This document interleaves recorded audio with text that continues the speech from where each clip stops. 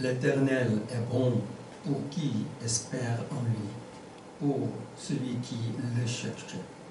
Il est bon d'attendre en silence le salut de l'Éternel. Il est bon pour l'homme de porter le joug dans sa jeunesse, qu'il s'assoie solitaire et silencieux, car c'est ce qui est imposé. Qu'il mette sa bouche dans la poussière, peut-être y a-t-il de l'espoir. 주님께서는 주님을 기다리는 사람이나 주님을 찾는 사람에게 복을 주신다. 주님께서 구원하여 주시기를 참고 기다리는 것이 좋다. 젊은 시절에 이런 멍에가 무거울 때는 잠자코 있는 것이 좋고, 짊어진 멍에가 무거울 때는 잠자코 있는 것이 좋고, 어쩌면 희망이 있을지 모르니 겸손하게 사는 것이 좋다. Père Céleste, parce que nous savons que tu es celui qui bénit ceux qui te cherchaient, nous venons ici aujourd'hui pour adorer.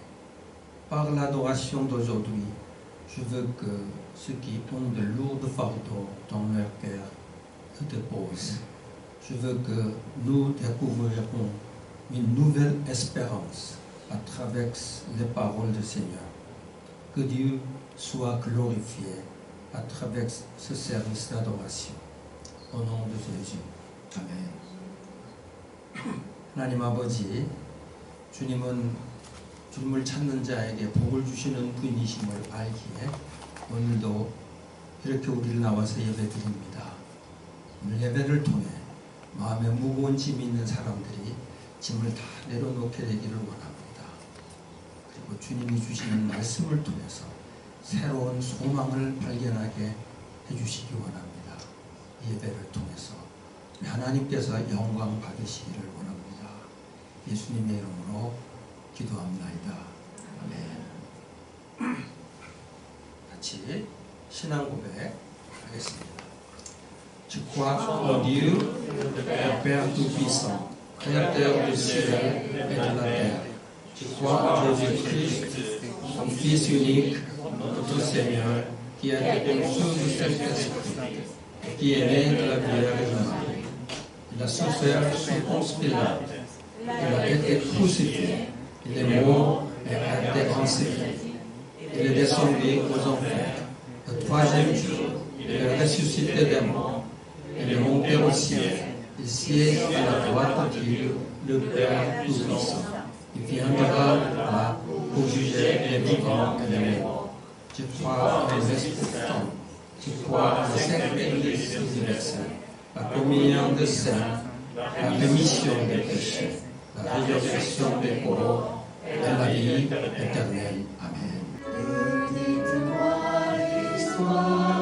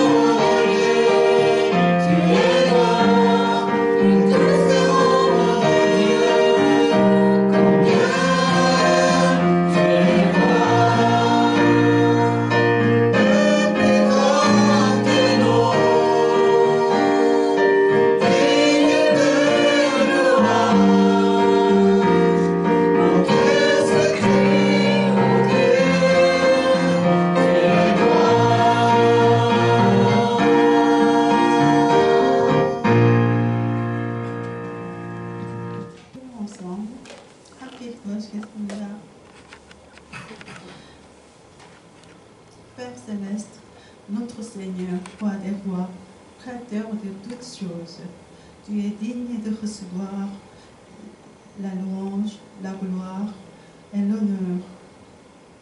Merci de nous avoir réunis pour te rendre le culte avec reconnaissance. Reçois notre louange et notre adoration. Merci pour le sacrifice de Jésus. Merci pour son sang précieux. Sans le sacrifice de Jésus, nous serions perdus et morts pour l'éternité à cause de nos péchés. Nous rendons grâce pour la résurrection de Jésus-Christ qui a vaincu la mort et qui nous a ouvert la vie éternelle. Seigneur, nous te bénissons pour avoir créé le culte en français au sein de l'Église unique en Corée pour les missions francophones. Aide-nous à suivre ta volonté précieuse envers les francophones malgré nos faiblesses. Plaire à Dieu, c'est notre souci de tous les jours. Pourtant, nous sommes parfois assez loin de te plaire à cause de nos habitudes de religion.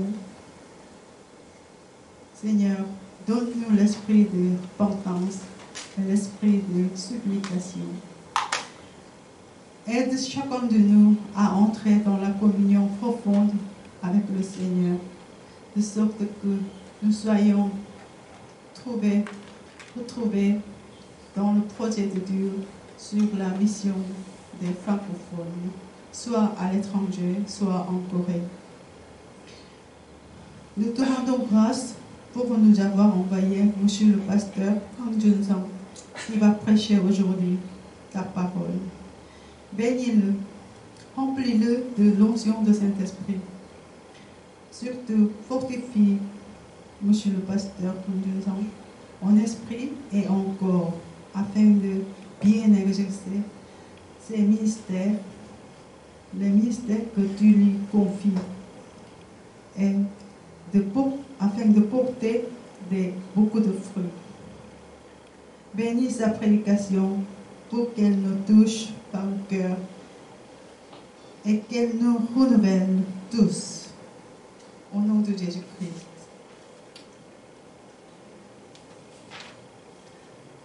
만물을 창조하시고 왕의 왕이 되시며 우리의 주가 되시는 하나님 아버지 찬양과 영광과 존귀를 받으시옵소서. 오늘 우리를 프랑스 예배로 불러주시고 감사로 예배 드리게 하시니 감사합니다.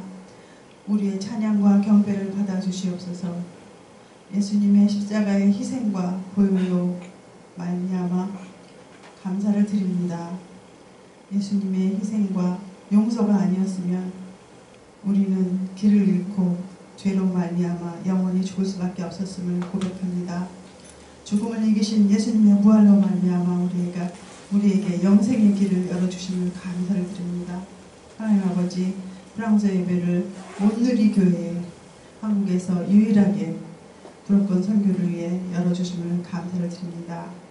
불업권을 향한 하나님의 귀한 계획을 저희가 잘 따를 수 있도록 우리의 연약함을 도와주시옵소서. 하나님을 기쁘시게 하는 것이 우리의 항상의 관심이고 걱정임에도 불구하고 우리는 때로 종교적인 습관으로 인해 하나님을 기쁘시게 하는데 이르지 못함을 고백합니다. 하나님 아버지, 우리에게 회개의 영을 주시고 간구와 기도의 영을 주시옵소서. 아버지, 우리 각자 한 사람이 하나님과의 깊은 교제에 들어갈 수 있도록 도와주시옵소서. 그리하여 국내든 외국이든 불업권 선교를 위한 하나님 계획 안에서 우리가 발견되게 도와주시옵소서. 하나님 아버지, 황준성 목사님을 우리에게 보내주시면 감사를 드립니다. 오늘 설교하시는 황준성 목사님을 축복하시고 성령으로 충만하게 기름부어 주시옵소서. 특별히 영과 육을 강건케 하여 주셔서 주께서 맡기시는 목회 사역을 잘 감당하도록 도와주시옵고 또한 많은 열매를 맺도록 축복하여 주시옵소서. 오늘 설교 말씀이 우리의 마음을 쳐서 우리 모두가 새롭게 되는 시간이 되도록 축복하여 주시옵소서. 예수님의 이름으로 기도했습니다. Bonjour, je vous salue au nom de Jésus-Christ. Même les chrétiens oublient souvent ce qu'enseigne le verset le plus célèbre de la Bible, l'Évangile selon Jean, chapitre 3, verset 16. En effet, on oublie souvent que Dieu n'a jamais cessé de nous aimer. Dieu nous a aimés alors même que nous étions encore des pécheurs. La preuve, c'est la croix de Jésus. L'Évangile selon Jean 3, 16. Car Dieu a tant aimé le monde qu'il a donné son Fils unique, afin que quiconque croit en lui ne périsse point, mais qu'il a la vie éternelle. Dieu prouve son amour envers nous, lorsque nous étions encore des pécheurs, Christ est mort pour nous. Dans ce verset, on peut constater que la croix de Jésus est à la fois la preuve de l'amour de Dieu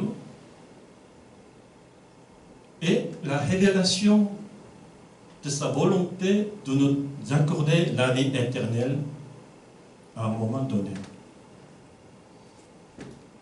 Aujourd'hui, nous allons examiner 3 thèmes abordés dans Jean 3,16.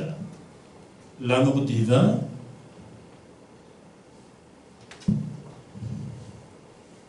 la vie éternelle bienheureuse et la foi nécessaire pour en jouir. Pour connaître cet amour mystérieux de Dieu, nous allons commencer par méditer sur le péché. Tous nos péchés découlent du péché d'Adam. Le péché d'Adam a été de tourner le dos à Dieu. En effet, tous les maux viennent de là.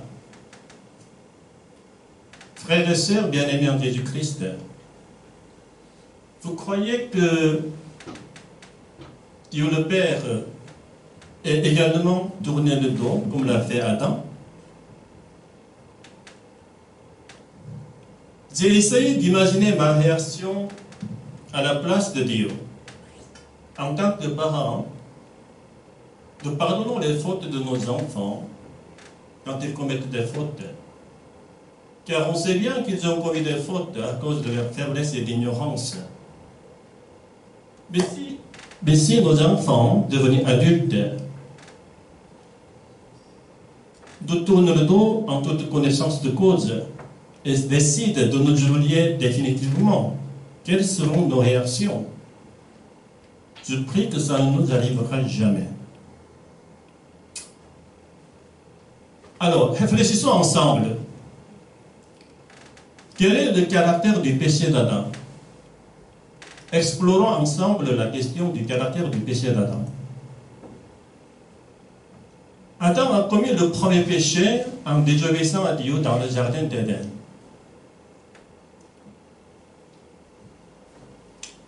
On pense souvent qu'à cause de ce péché, Dieu a tourné le dos à Adam et Ève. Mais ce n'est pas le cas. Nous pourrons le vérifier dans la Bible. Genèse 3, 8. Alors qu'il entendit la voix de l'Éternel Dieu, qui parcourait le jardin avec la brousse du soir, l'homme et sa femme allèrent se cacher devant l'Éternel Dieu parmi les arbres du jardin. C'était Adam et Ève qui se sont cachés en tournant le dos à Dieu. Savez-vous que d'après la Bible, Dieu n'a jamais maudit Adam et Ève, même après ce péché. C'était le serpent et la terre qui ont été maudits. Pour Adam et Ève, Dieu a seulement augmenté la souffrance.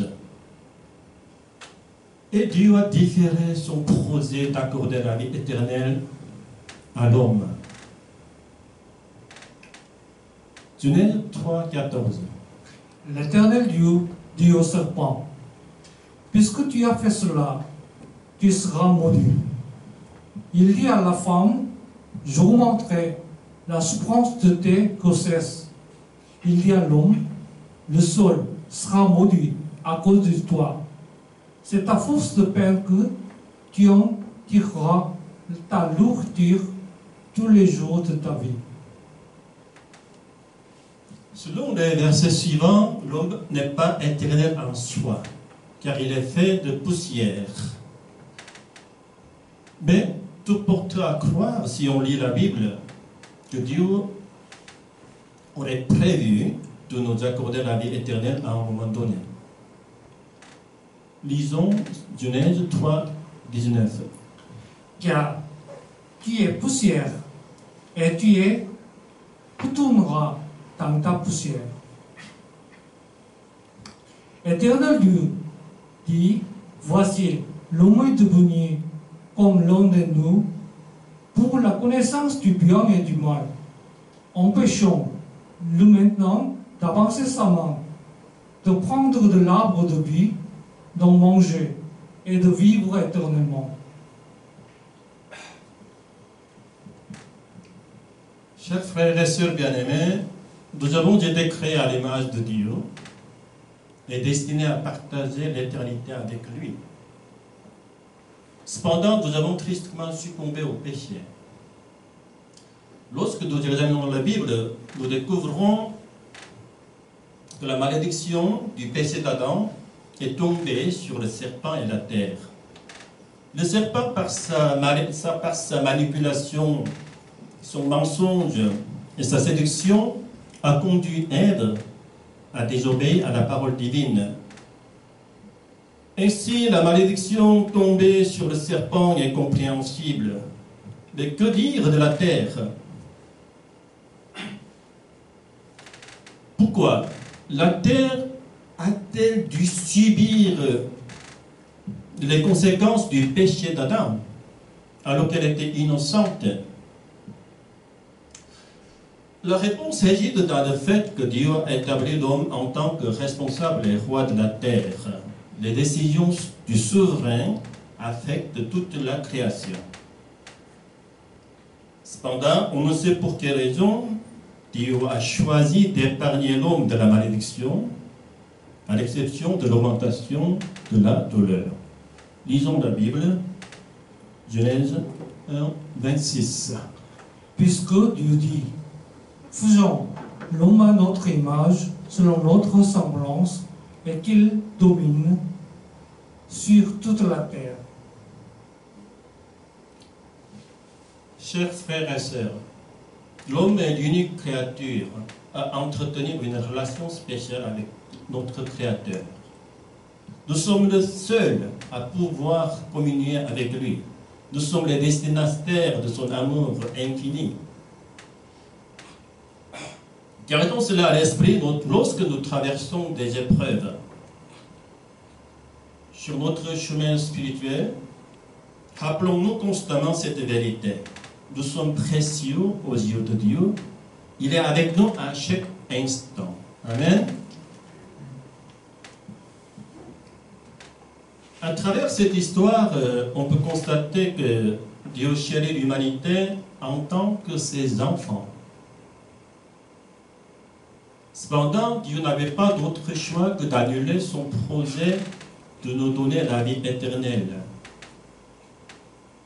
En réalité, vivre éternellement dans un état de séparation avec Dieu, c'est vivre en enfer. Il est préférable de retourner à la poussière plutôt que de se diriger vers l'enfer, qui a été initialement conçu pour les anges déçus. C'était vraiment le choix inévitable de la part de Dieu. Ici, j'évoque l'enfer afin de souligner que si l'interdiction de Dieu d'accéder à l'arbre de vie peut apparaître à l'homme comme une punition, elle est en réalité l'expression de l'amour de Dieu. Matthieu 24, 25, 41. Retirez, bout de moi, maudit. Allez dans le feu d'éternel qui a été préparé pour le diable et pour ses anges.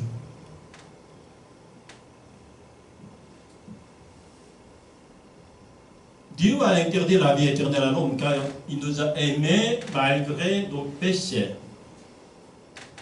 Il était obligé de la défendre afin de nous préserver de la souffrance éternelle en enfer. C'est vrai. Ce sont les hommes qui se sont détournés. Mais Dieu n'a jamais maudit l'homme, Dieu ne l'a pas abandonné.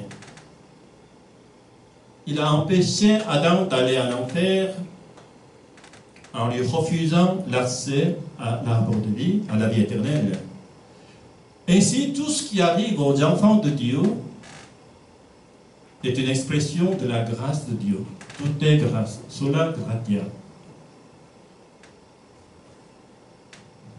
Chers frères et sœurs bien-aimés en Christ, levons nos yeux et levons nos regards vers notre Dieu d'amour. Et tenons bon face aux épreuves qui nous assaillent. Car en Jésus-Christ, le chemin de la vie éternelle s'est à nouveau ouvert. Les souffrances que nous rencontrons sur cette terre ne peuvent être comparées en aucune manière aux bénédictions éternelles que nous connaîtrons en demeurant en Jésus-Christ. Même dans les moments difficiles et les périodes de manque, il faut rappeler que la grâce de Dieu est là, présente et active. Lorsque nous faisons face à des épreuves, quoi qu'elle arrive, souvenons-nous que rien ne peut se séparer de son amour. Et que nous avons une espérance inébranlable en lui. Gardons nos yeux fixés sur Jésus notre Sauveur, qui est la voie, la vérité et la vie. Romains 8, 18. J'estime que les souffrances du temps présent ne sauraient être comparées à la gloire à l'avenir qui sera révélée pour nous. Voilà la bonne nouvelle. L'évangile est ceci.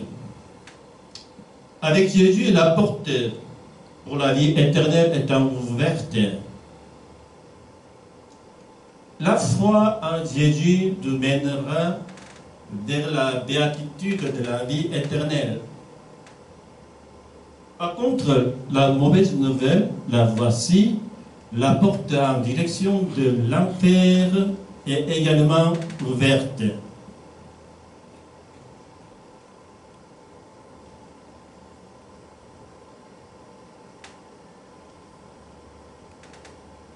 Pour ceux qui s'opposeraient à l'action du Saint-Esprit. C'est quoi le blasphème contre le Saint-Esprit? C'est quoi le péché contre le Saint-Esprit? La tâche principale du Saint-Esprit, c'est de faire croire en Jésus, Seigneur et Sauveur. Si nous refusons cette invitation, on risque de glisser vers la porte de l'enfer. Lisons la Bible, Matthieu 12, 31. C'est pourquoi, je vous dis, tout péché et tout blasphème sera pardonné aux hommes, mais le blasphème contre l'Esprit ne sera point pardonné. Et ceux qui ont goûté une fois de la grâce divine et retournent là où ils se trouvaient avant la foi, courent également le danger d'être attirés par l'enfer. Hébreux 6, 4. Car il est impossible que ceux qui ont été une fois éclairés, qui ont goûté le don céleste, qui ont eu part au Saint-Esprit, qui ont goûté la bonne parole de Dieu et les puissances du siècle à l'avenir, qui sont tombés, soient encore renouvelés et amenés à la repentance, puisqu'ils respirent pour leur part le Fils de Dieu et l'exposent à ignominie. Est-ce que Dieu vous menace par une mauvaise nouvelle? Est-ce que Dieu vous exhorte à faire plus d'efforts, de montrer votre foi par l'œuvre de la loi? Loin de là. Ces enseignements sont ceux des faux enseignants d'origine juive qui sont entrés dans l'église de Galatie. Ces faux enseignants étaient des personnes qui aimaient vraiment l'Ancien Testament, peut-être plus que quiconque. Pour eux, la loi contenue dans l'Ancien Testament était également précieuse que la grâce de Jésus-Christ. Aucune des deux ne peut être abandonnée pour eux. Peut-être ils auraient pensé que les deux combinés seraient la perfection même. En effet, Jésus a prononcé de telles paroles également. Matthieu 5, 18.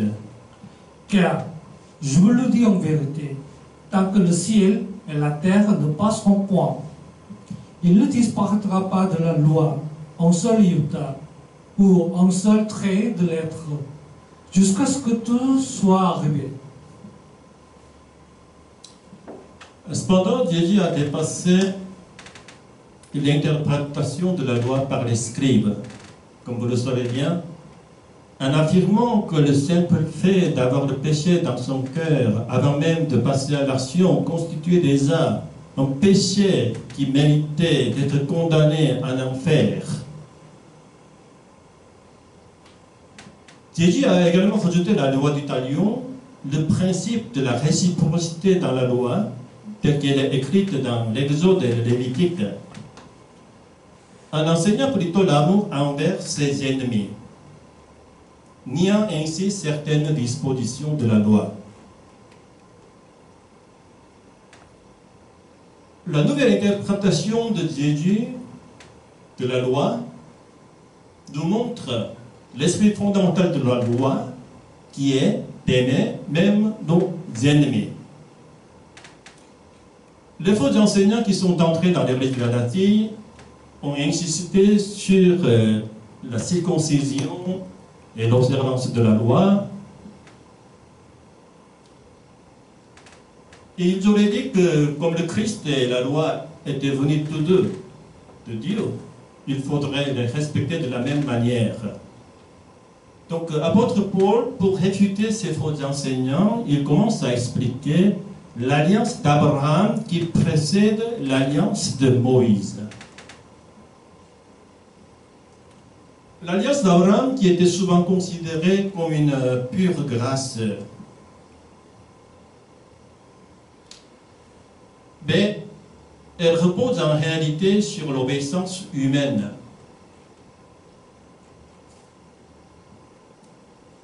Les bénédictions sont liées à l'obéissance d'Abraham qui quitte sa patrie pour se rendre dans la terre de Canaan. Néanmoins, il y a une différence fondamentale avec l'alliance de Moïse.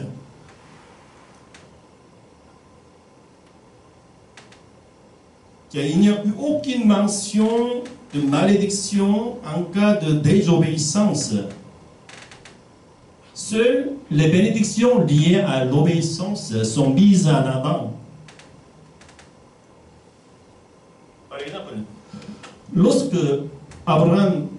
Dieu ordonne à Abraham de partir, cet ordre est accompagné du don de la capacité d'obéir, de partir.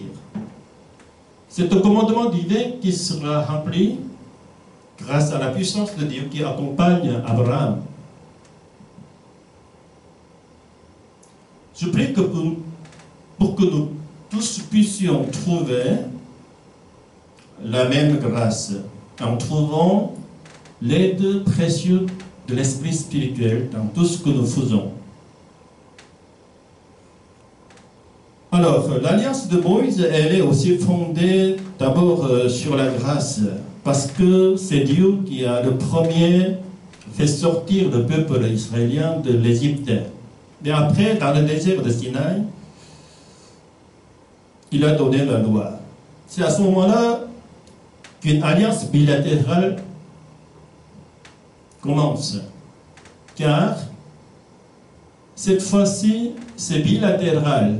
Parce que le peuple israélien dispose maintenant de la liberté de désobéir à la parole de Dieu. Même s'il peut encourir la malédiction suite à cette désobéissance.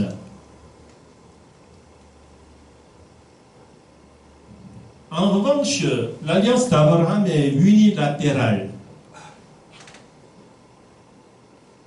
Comme nous l'avons déjà dit, l'ordre équivaut à un don de grâce. De manière souveraine et irrésistible, Dieu promet la bénédiction et guide Abraham vers la terre de bénédiction, Canaan. Et dans le même ordre d'idées, nous pourrons contempler l'histoire d'Abraham offrant Isaac, son fils unique, à l'Holocauste.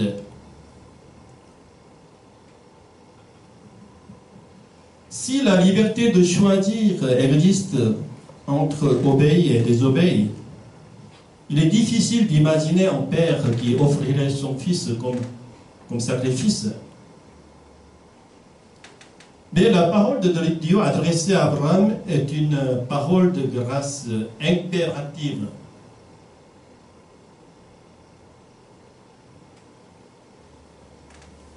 Donc il n'y a aucune possibilité de désobéissance pour Abraham. Bien que cela n'ait pas été révélé à Abraham à l'avance, Dieu avait une intention profonde de dévoiler à travers cet événement la préfiguration de Jésus-Christ. Non seulement tous les descendants d'Abraham seront bénis, mais aussi le monde entier sera béni à cause d'un descendant d'Abraham. Jean 8, 56. Abraham, votre père, a tressailli de joie de ce qu'il verrait mon jour. Il l'a vu, il s'est réjoui. Tout comme Jésus a guéri et a félicité la foi du patient à qui Dieu avait déjà donné la foi, Dieu a donné la capacité d'obéir à Abraham et a encouragé cette obéissance. Pour comprendre le sujet du sermon d'aujourd'hui, la foi qui nous procure la vie éternelle et l'amour de Dieu, il est essentiel d'examiner la continuité et la discontinuité entre les alliances d'Abraham, de Moïse et la nouvelle alliance de Jésus. L'alliance d'Abraham repose sur les promesses divines, tandis que l'alliance de Moïse repose sur l'obéissance du peuple. L'alliance abrahamique est une promesse selon laquelle tous les descendants d'Abraham ainsi que toutes les nations seront bénies par le biais d'un descendant, d'un seul descendant, qui sera révélé comme Jésus-Christ. En revanche, l'alliance de Moïse se concentre sur le peuple d'Israël et garantit la bénédiction terrestre en fonction de son obéissance, donc c'est ethnocentrique. Parlons maintenant de la nouvelle alliance de Jésus-Christ. Tout d'abord, elle est en continuité avec l'alliance d'Abraham, car Jésus-Christ est révélé comme le seul et unique descendant d'Abraham, à travers lequel toute l'humanité, au-delà d'une nation israélite, sera bénie. De plus, cette continuité se manifeste dans le fait que la grâce de Jésus est irrésistible. Enfin, la présence du Saint-Esprit donne aux croyants la capacité de vivre leur foi de manière concrète. C'est pourquoi l'apôtre Paul, guidé par l'inspiration du Saint-Esprit, a pu proclamer avec audace que Jésus-Christ est le seul et unique descendant d'Abraham. On pourrait le vérifier dans Galates 3, 16. Cependant, à la différence de l'alliance d'Abraham, la nouvelle alliance de Jésus promet d'accorder la vie nouvelle. La vie nouvelle est la vie éternelle. Lorsque nous croyons en Jésus-Christ, l'arbre de vie qui a été interdit depuis Adam jusqu'à Moïse. Romains 5, 14. Cependant, la mort a régné depuis Adam jusqu'à la Moïse.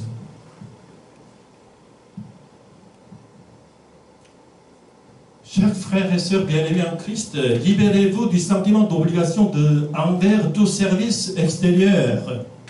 Un enseignement trompeur s'est infiltré dans l'église de Galatie. Le salut ne vient pas par les œuvres. Toutes les diligences de la loi ont été accomplies en Jésus-Christ. Si vous vous attachez à ce que Jésus-Christ a accompli, par exemple la circoncision, l'observance de la loi, la crucifixion avec Christ, vous interprétez de façon mauvaise les Écritures. Ce n'est pas la volonté de Jésus pour nous.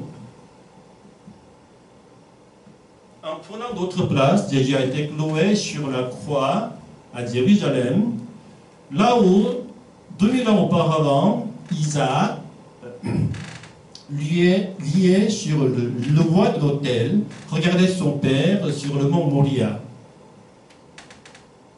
Jésus a pris la place de l'agneau, pardonnant tous nos péchés, nous permettant de bénéficier de la bénédiction d'Abraham.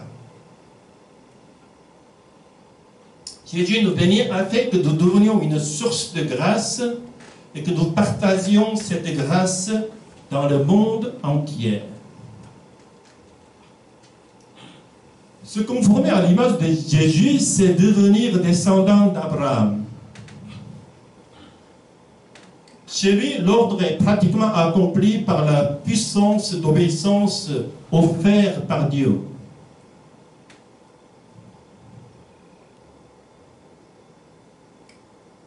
Que l'Esprit Saint nous permette de devenir de véritables disciples du Christ,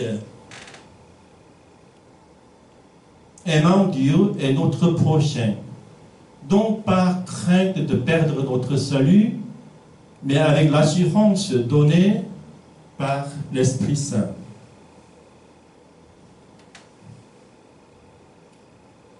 Je désire seulement parler de l'Évangile, suivant l'apôtre Paul.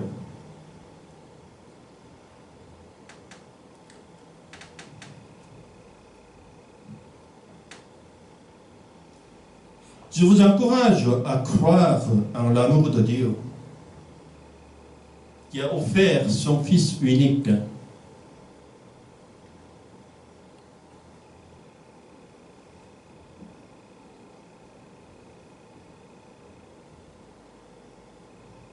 Placez votre foi en Dieu le Père.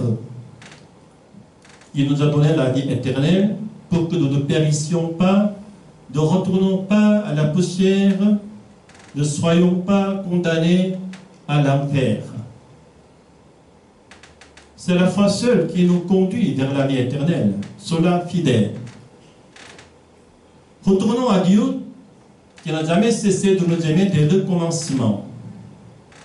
Ce retour s'appelle repentir et croire en Jésus-Christ.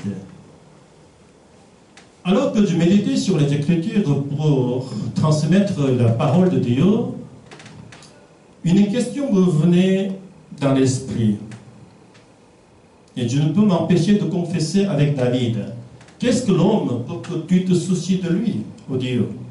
Pourquoi ne nous as pas-tu détruits et maudits quand nous avons péché? Pourquoi as-tu fait reposer la malédiction sur la terre alors que c'est nous qui avons péché? Pourquoi as-tu permis à ton Fils de souffrir et de mourir pour les pécheurs? Pourquoi tant de pardon? Pourquoi tant de grâce? Pourquoi donc? Psaume 8. Qu'est-ce que l'homme pour que tu te souviennes de lui, et le Fils de l'homme pour que tu prennes garde à lui. C'était une question à laquelle aucune réponse rationnelle ne peut être trouvée. David pose la même question dans Psaume 8, mais il n'obtient plus une réponse claire. La meilleure réponse est de louer l'amour de Dieu.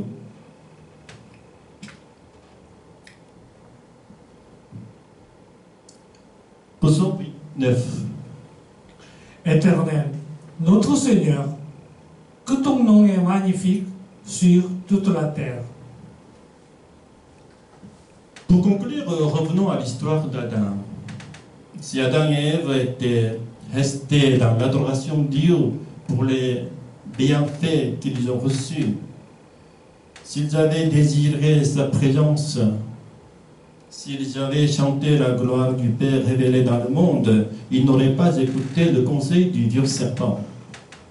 Pourtant, ils se sont laissés séduire par leur désir de souveraineté et de domination sur les autres créatures. Et ayant reçu l'autorité sur le monde, ils auraient peut-être pensé qu'ils étaient légèrement inférieurs à Dieu créateur. À ce moment-là, l'ange déçu aurait commencé à les tenter.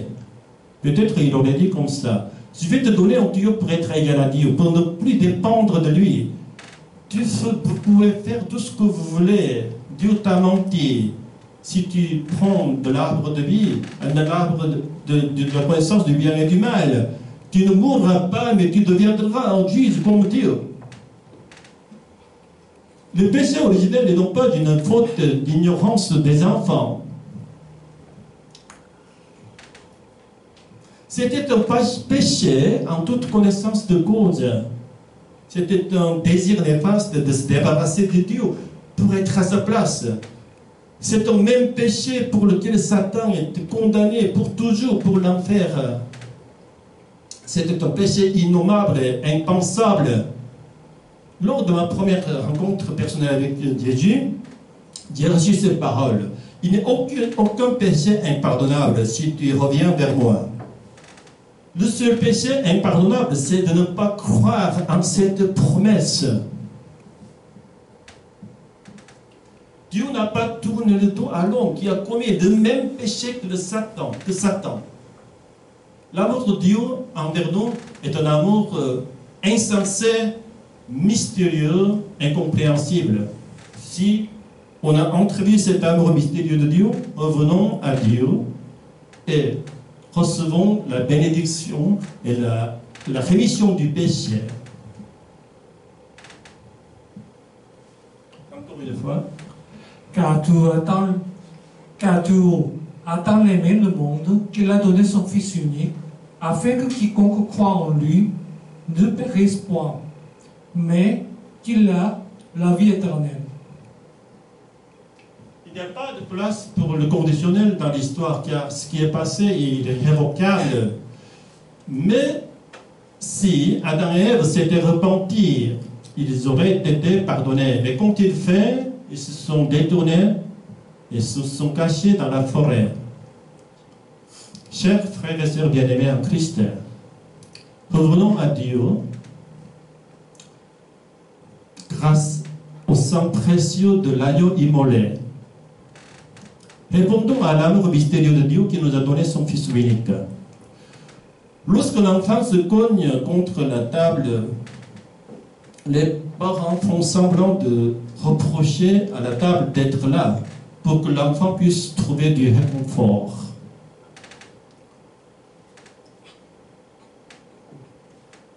Crions dans les bras du Père qui considère notre péché impardonnable comme une faute d'enfant.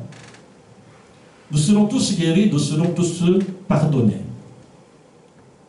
La malédiction tombée sur le monde à cause de nos péchés sera résolue en Jésus-Christ. Toutes nos épreuves et les souffrances trouveront enfin leur fin. Le royaume de Dieu, où nous vivrons les uns pour les autres, sera descendu sur la terre. Alléluia. Heureux celui qui a la transgression est remise, à qui le péché est pardonné. Heureux l'homme à qui le Seigneur n'impute pas son péché. Cependant, en attendant le retour de Jésus, le monde se trouve encore le désert et ne pas encore. Dans le cœur de ceux qui sont en Christ, le royaume de Dieu est déjà là, mais à l'extérieur, le monde demeure sous la malédiction du péché d'Adam.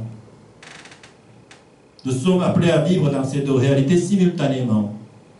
Si ce soir, un ange apparaissait devant vous et de vous demander de choisir entre les deux, de vivre dans ce monde mélangé et de trouver la bénédiction la meilleure ou d'aspirer à une bénédiction du royaume céleste et pur, lequel choisiriez-vous? Si vous êtes indécis, je vais vous donner un indice. Ouvrons la Bible, Matthieu 6. Car toutes ces choses, ce sont les païens qui les recherchent. Votre Père céleste sait que vous en avez besoin. Cherchez premièrement le royaume et la justice de Dieu. En toutes ces choses vous seront données par-dessus. Dieu désire que nous vivions une vie heureuse même sur terre. C'est pourquoi nous revenons à Dieu pour obtenir la bénédiction terrestre, même s'il n'est pas visible et tangible. Il est sage de rechercher d'abord le royaume éternel de Dieu et sa justice. Nous devons croire à la promesse de Jésus exprimée dans l'Évangile selon Matthieu. Le monde d'aujourd'hui semble nous présenter un choix binaire. Cependant, Jésus nous dit que c'est une question de priorité, pas d'un choix binaire. Allez-vous écouter les voix du monde? Vous prêtez l'oreille aux paroles de Jésus-Christ qui a été crucifié pour nous conduire à la vie éternelle. Alors, mais si nous pouvons nous concentrer sur Dieu et aspirer à son amour, c'est parce que Dieu a déjà donné la capacité de le faire en Jésus-Christ. En Jésus, Dieu a accompli une œuvre de grâce irrésistible pour nous permettre de rechercher d'abord le royaume de Dieu et sa justice. La grâce d'Abraham est devenue notre grâce en Jésus-Christ. Alléluia. Puissions-nous être des descendants bénis de Jésus-Christ, qui est venu en tant qu'unique descendant d'Abraham, pour nous permettre de jouir de toutes les bénédictions sur terre et au ciel, et de partager ces bénédictions avec le monde. Pour cela, il ne faut jamais perdre de vue l'ordre de priorité.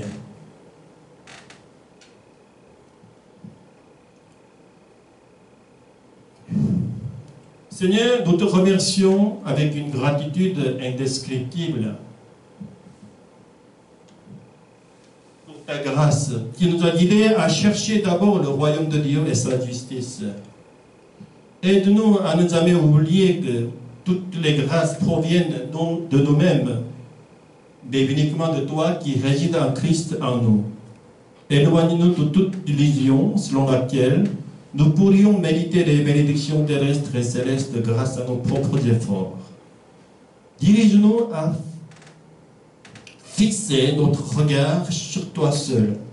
Accorde-nous la grâce de vivre dans la parole de Christ qui est notre main spirituelle de tous les jours.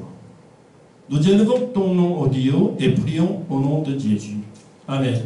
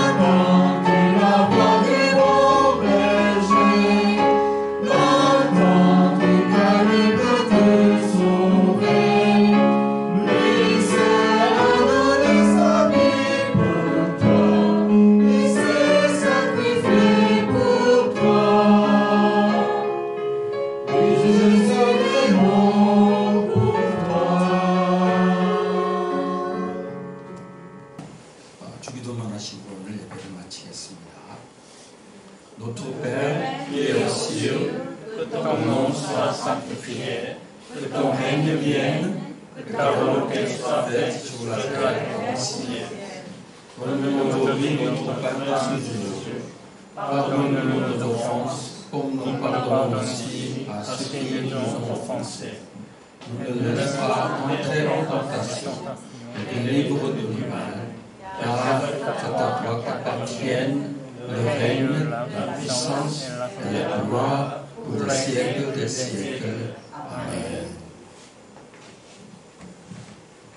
Que la grâce de notre Seigneur Jésus-Christ, l'amour de Dieu et la communion des Saint-Esprit soient avec vous tous.